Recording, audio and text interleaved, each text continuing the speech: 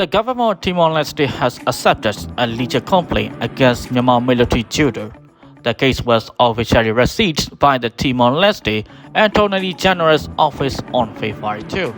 In Sagaing Region at Mawlaik Prison, 15 female political prisoners who protest to mark the 5th anniversary of their military coup have been placed in solitary confinement by prison authorities.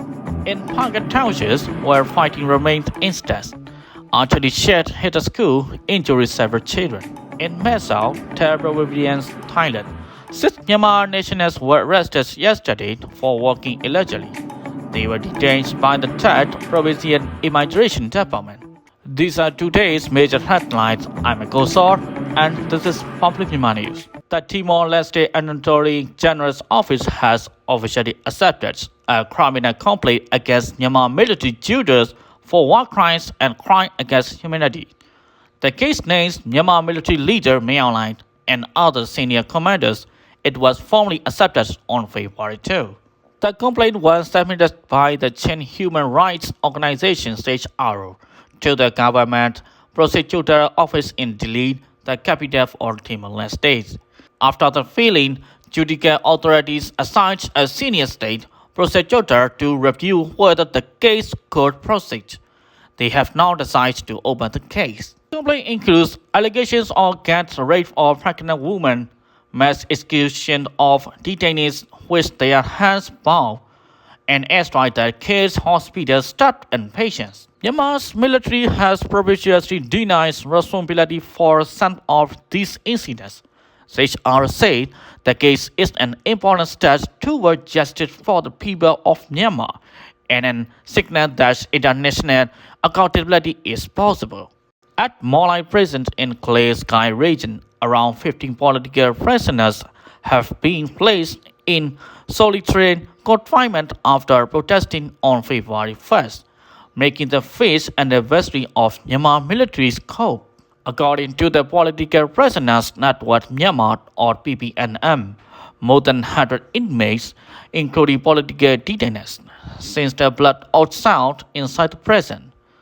Following the protests, about 50 of them were isolated and punished. The Clay People's Resistance Community says the prisoners' safety is at risk and has urged human rights groups and the public to closely monitor the situation.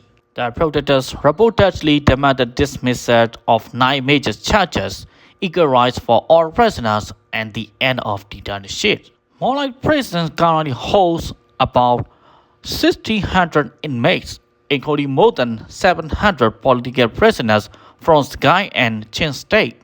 PPNM and local groups are calling on the international community to take stronger action to protest political prisoners in Myanmar. Heavy fighting between KIA-KPDF joint forces and Myanmar military is continuing in Pagan Townships, where an artillery shed has hit a school, injuring children, according to local resistance. The shed started basic education high school number 1 in the Ngapyodo ward of Pagan at around 10 a.m. yesterday, February 2. Clashes have intensified since the military had its so-called election in the area on January 25, and the fighting has now reached the town center. A local resistance says the shuttle landed near a kindergarten building, causing severe damage. Some children reportedly lost consciousness and at least 2 were injured. Another resident said 1 person may have been killed, though that has not yet been confirmed. Fighting is ongoing near Yuma Tombo, Sanjay, Sharakat, and around Nyambingo and Mashikatown West, with the military firing artillery frequently from nearby base. Some resistance believe that shelling was deliberate and that landmines have been planted in nearby streets. However, it remains unclear which side fired the shell. Due to the escalating violence, locals are being asked to evacuate to several areas, especially children, elderly people, pregnant women, and mothers. The KIA-KPDF joint forces have also warned resistance to stay alert to the risk of airstrikes, artillery fires, and further clashes.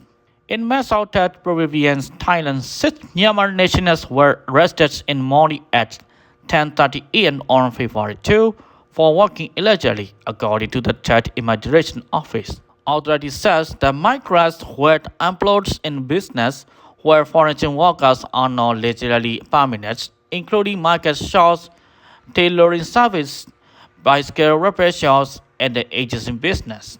The six are currently being held at the Mesa police station and were be charged under Thai law. And Myanmar residents in Mesa says Thai authorities are conducting daily inspections at the arrest, targeting undocumented workers and those employed in resistant jobs along the Thai-Myanmar border.